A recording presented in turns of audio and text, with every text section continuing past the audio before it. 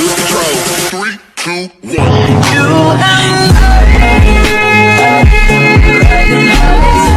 and Assalamu alaikum, brother and sister. How are you? I hope you are well by the grace of Almighty of Allah.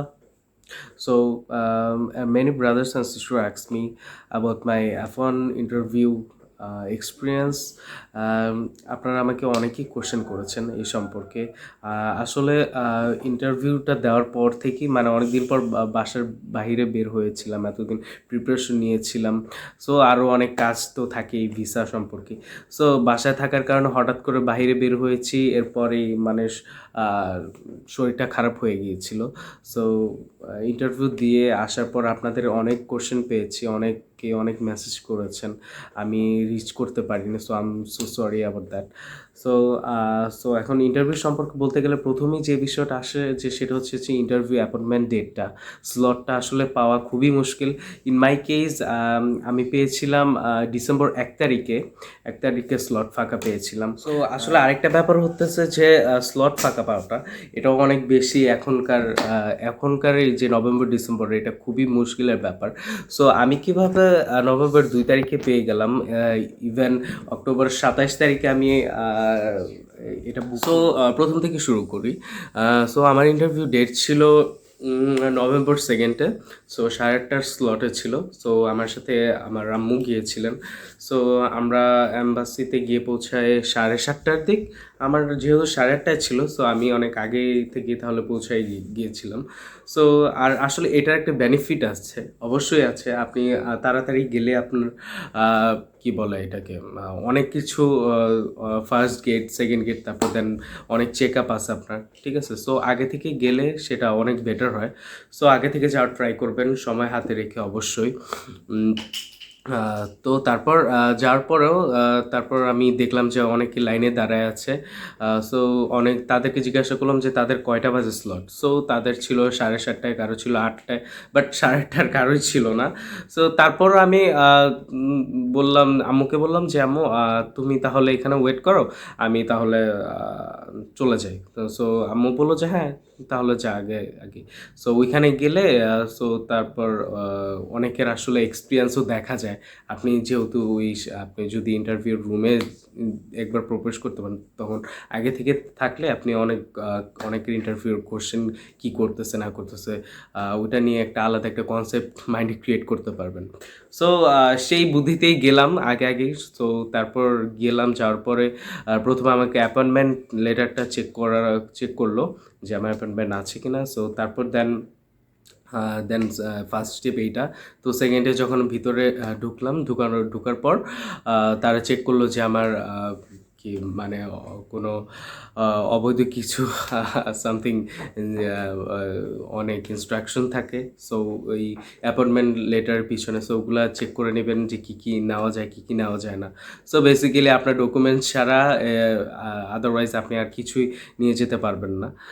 Mobile phone, তারপর electronic, even watch, nothing you can carry.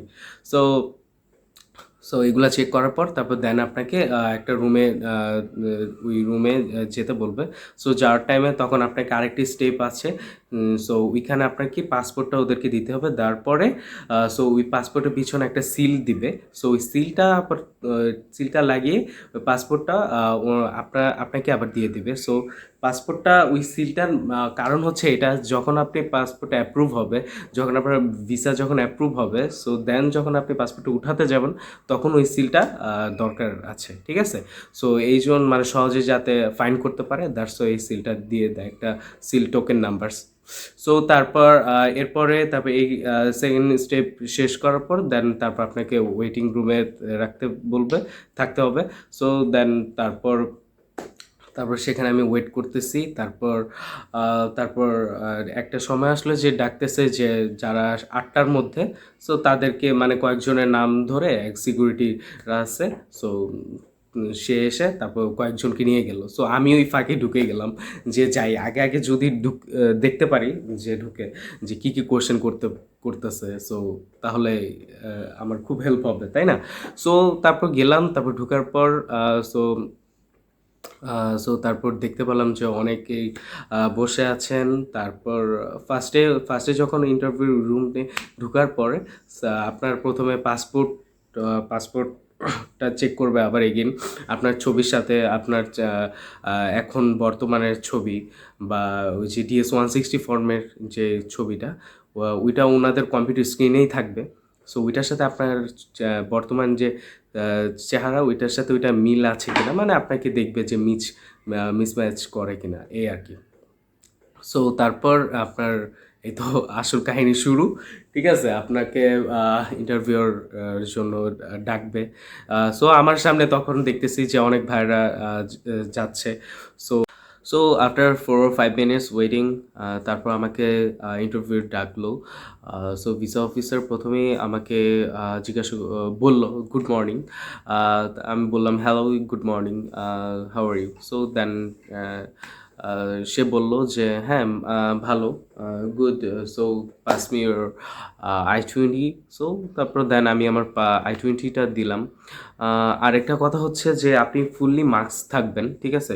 So এখানে আপনার কোনো confusion নাই রাখবে না যে এটাতে আসলে হেল্প হয়েছে অনেক, যে আপনার শেপ করা অনেকে আছে বা অনেক আপুদের হইতে পারে অনেক মেকআপ টেকআপ ব্যাপারটা। সো আসলে এরকম কিছুই না, ঠিক আছে। বিকজ অফ আপনার সবসময় মাস্ক পরা থাকবেন। হুম। সো এইটা নিয়ে কোনো একটা প্যারার কিছুই না মনে হয়। সো তারপর হচ্ছে যে আমি আমার I-20টা দিলাম। তারপর আমাকে বলল যে have you ever been before go এই USA। আমি বললাম যে নো, যেহেতু আমার যাওয়া হয়নি, সো আমি বললাম যে না আমি যাইনি। সো সেকেন্ড যে কোশ্চেনটা করেছে যে ডিরেক্ট কোশ্চেন করেছে যে who is the sponsor. So আমি তখন একটু কনফিউজড হয়েছিলাম, বিকজ আমি আমি আমার পাশে আমি যখন আগের কিছু ভাইয়া আপুদের দেখলাম, সো তাদেরকে আস্ক করেছিল যে ইউনিভার্সিটি সম্পর্কে, যে কোথায় কী কোর্স এগুলো হ্যান ত্যান। সো বাট আমাকে ডিরেক্ট কোন ইউনিভার্সিটি সম্পর্কে কিছু জিজ্ঞাসা করলো না।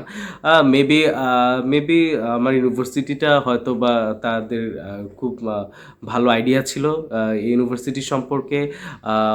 আবার হয়তো হইতে পারে যে I-20তে আবার মেনশন করা থাকে if you have any scholarship then. So আমার স্কলারশিপ ছিল $20,000। সো সেটাও মেবি দেখছে। সো সেটা হয়তো একটা গ্রিন সিগন্যাল হতে পারে।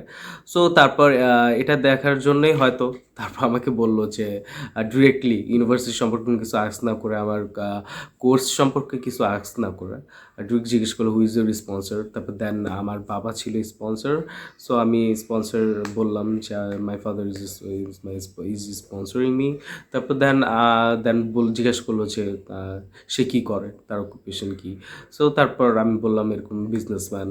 তারপর you can add or something, যার গার্ডিয়ান বা যার স্পন্সর যা করে তা আপনারা সুন্দরভাবে গুছায় বলবেন। আর হতেছে যে তারপর নেক্সট কোশ্চেন ছিল যে নেক্সট কোশ্চেন ছিল because of my family relatives, my siblings lives in Washington DC। So in DS-160 form তাদের কাছেই কম্পিউটার স্ক্রিনে অটোমেটিকলি থাকে। সো সেটা দেখে হয়তো বা আমাকে জিজ্ঞাসা করেছে যে তোমার কি কেউ রিলেটিভ বা সিবলিংস আছে কি না। সো বিকজ অফ আমি মেনশন করেছিলাম মাই DS-160 ফর্ম। সো তারপর আমি বললাম যে yes, my sister lives in US। So তারপর সে বলল যে কোথায় বসবাস করে। সো তারপর আবার জিজ্ঞেস করলো সে কী করে। সো মেক শিওর আপনাদের যদি কোনো ভাই বোন অথবা রিলেটিভ থাকে আর যদি DS-160 ফর্মে যদি আপনি মেনশন করে থাকেন, তারপর দেন অনেস্টলি যা দিয়েছেন সেটাই আপনারা বলবেন, ঠিক আছে। আরেকটা কথা হচ্ছে যে ভিওর সাথে, মানে ভিসা অফিসারের সাথে অলওয়েজ ট্রুথ থাকবেন। অনেস্টলি সব কোশ্চেন অ্যান্সার দেওয়ার ট্রাই করুন। বিকজ অফ এটা এটা মনে করবেন না যে বাংলাদেশের কোনো গভর্নমেন্ট বা সামথিং যে কোনো কিছু যে আপনাকে খুঁজে বের করতে পারবে না কোনো ইনফরমেশন ল্যাকিংস থাকলে বা ফলস থাকলে। They definitely find you. আর সো অলওয়েজ ওদের সাথে অনেস্ট থাকবেন। সো তারপর হতেছে যে লাস্টলি যে কোশ্চেনটা করেছে যে আপনার হোম টাইস সম্পর্কে আর কি। মানে আমাকে জিজ্ঞেস করছে যে তুমি কোর্স শেষে কি তুমি কি তোমার কি প্ল্যানিং, তোমার ফিউচার প্ল্যান কি after your graduation complete then. So তারপর আমি বললাম যে অবশ্যই আমি আমার বাংলাদেশ চলে আসবো। তারপরে আমি আমার ফ্যামিলি বিজনেস আমি হ্যান্ডেল করতে পারি, অথবা আমি আমার জব ফাইন্ড করতে পারি in my appropriate job with my course. So তারপর এটাই জিজ্ঞাসা করলো। তারপর দেন golden words were come. Congrats, I'm approving your visa. So দেন মনে একটা শান্তি আসলো যে কি একটা। সো আসলেই কেন শান্তি লাগবে না বলেন। সো ড্রিম বলতে পারেন, ড্রিম অবভিয়াসলি ড্রিম। সো কে না চায় যে একটা ভালো একটা কান্ট্রিতে করতে। সো থাক, প্যাচাল বাদ দেই, অনেক কথা বলছি। সো এগুলো হচ্ছে, এটাই ছিল আমার ইন্টারভিউ ভিসা। সো আমার এখন কথা হচ্ছে যে আমার হতেছে এক এক্সপিরিয়েন্স, আমার পাশে আরেক ভাইয়ের ছিল আরেক এক্সপিরিয়েন্স। সো এক্সপিরিয়েন্সটা আসলে ম্যাটার করে না। আসলে আসলে কিছু কোশ্চেন আছে যে ম্যান্ডেটরি কোশ্চেন, যেগুলো আপনাকে আস্ক করবেই। সো ওগুলার অ্যান্সারগুলো আপনি নিয়ে যাবেন, দ্যাটস ইনাফ। ঠিক আছে, যে কি ইউনিভার্সিটি, তারপর কি কোর্সে যাচ্ছেন, আপনার ইউনিভার্সিটি সম্পর্কে ভালো আইডিয়া নিয়ে যাবেন। যদিও আমার টাস্ক করে নাই, বাট আপনাকে যে করবেন এমন না। ঠিক আছে, সো এগুলো নিয়ে একটু ঘাটাঘাটি করবেন।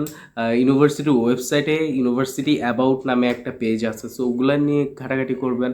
সো আপনার ফিস, টিউশন ফিস, লিভিং কস্ট, এগুলো সম্বন্ধে আইডিয়া রাখবেন। ইভেন যেই স্টেটে যাচ্ছেন সেই স্টেট, যে সিটিতে যাচ্ছেন সেই সিটির একটু কিছু ধারণা রাখবেন। কখন কি কোশ্চেন করে বলা যায় না। সো আর হতেছে যে যে টিপস, যেটা মেইন টিপস আমি আপনাদেরকে দিতে গেলে, সেটা হচ্ছে যে ড্রেস কোড। হ্যাঁ, ফর্মাল যেতে হবে না এমন কিছু না, আপনি ক্যাজুয়াল অ্যাটওয়ার করতে পারেন, but you have to clean. ঠিক আছে, আপনাকে ক্লিন থাকতে হবে। তারপরে ইভেন যাতে আপনাকে দেখলেই একটা ভালো একটা মাইন্ড চলে আসে যে না, সে আসলে স্টুডেন্ট লাগে, একটা ভাব লাগে, স্টুডেন্ট ভাব। সো এখন ইটস আপ টু। এখন ছেলেরা বলতে পারেন যে শেভ করে যাবো কিনা। Shave it's not mandatory, simple দাড়ি থাকতেই পারে। ইন মাই কেস আমি শেভ করে গিয়েছিলাম, আমি শেভ করি মাঝে মাঝে। সো দ্যাটস, এখন আপনারা যদি কেউ শেভ নাই করেন, একদম দেখতে যদি একদম বাজে লাগে, so it's up to you. Shave না করে গেলেও কোনো প্রবলেম নেই।